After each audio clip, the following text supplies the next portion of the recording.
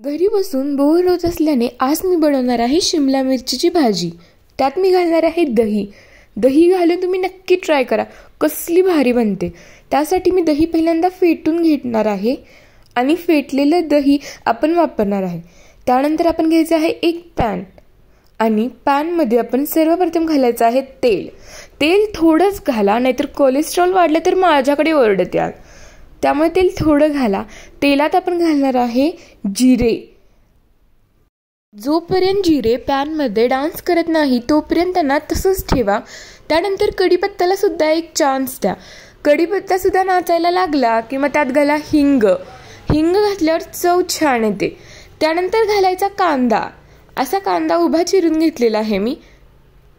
कांद्याला नाचायची संधी न दिल्यामुळे मी त्याला असंच हळू मिक्स करून घेतलं, म्हणजे तो रुसून नाही बसणार।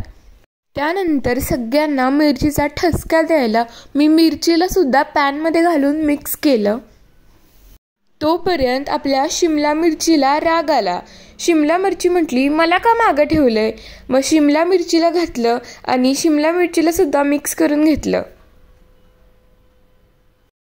त्यामुळे शिमला मिरची रागाने करपू नये म्हणून तिला सुद्धा असं मिक्स करत राहा।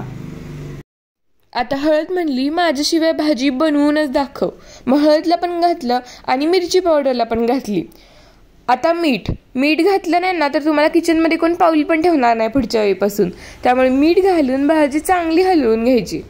त्या सगळ्या रुसून बसलेल्या पदार्थांना एकत्र आणण्यासाठी आपण त्यात बेसन घालणार आहे। बेसन घातल्यावर चव बघा एकच नंबर।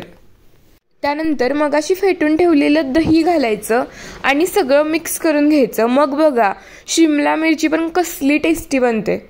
आता दही घातल्यावर लगेच भाजी खायला घेऊ नका, त्याला 5 मिनिट आपण फ्लेम वरतीच ठेवणार आहे। शिमला मिरची एकदा खाऊन बघा, घरातले बघा कसे खुश होत आहेत।